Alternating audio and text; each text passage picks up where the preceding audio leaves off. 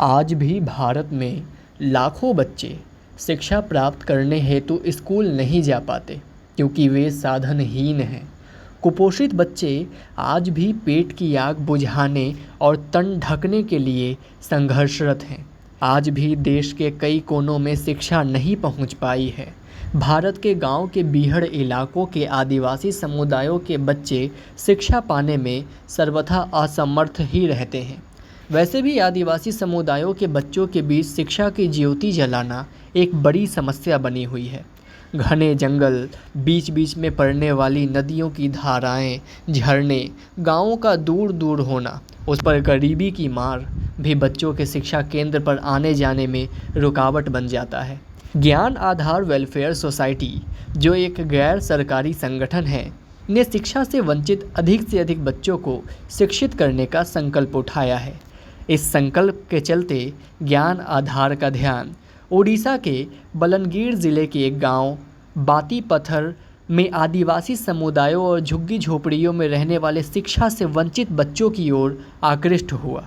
संयोग से कुछ ऐसे महानुभवों से संपर्क हुआ जो शिक्षा के क्षेत्र में पहले से ही कार्यरत थे, जिन्होंने अपने कैरियर को तिलांजलि देकर आदिवासी समुदायों के बच्चों को शिक्षित करने की महती जिम्मेदारी उठाई है। ये नाम है श्री अनंत पटेल और उनकी पत्नी श्रीमती ट्विंकल पटेल, जो आईटी के क्षेत्र में कार्यरत थे, परंतु अब बच्चों की शिक्षा के क्षेत्र में सक्रिय हैं। उड़ीसा के बलनगीर ज़िले में आदिवासी समुदाय और झुग्गी झोपड़ी में रहने वाले बच्चों को शिक्षित करने के लिए इस दंपति ने ज्ञान आधार के सहयोग से एक शिक्षा केंद्र की शुरुआत करने में न केवल अपना भरपूर सहयोग दिया, बल्कि ज्ञान आधार के साथ मिलकर एक शिक्षा केंद्र का शुभ आरंभ भी किया, ताकि उड़ीसा के हर आदिवासी समुदाय के बच्चे को पढ़कर आगे बढ़ने का मौका मिल सके। क्योंकि इनका मानना है कि बच्चों के संपूर्ण शारीरिक और मानसिक विकास हेतु शिक्षित होना अनिवार्य है। ओडिशा के बाती पत्थर गांव स्थित शिक्षा केंद्र के माध्यम से ज्ञान आधार ने बच्चों को शिक्षित और स्वावलंबी बनाने का बीड़ा उठाया है, ताकि बच्चे अपने सपने खुद पूरा कर सकें और अपने जीवन की लड़ाई स्वयं लड़ सकें।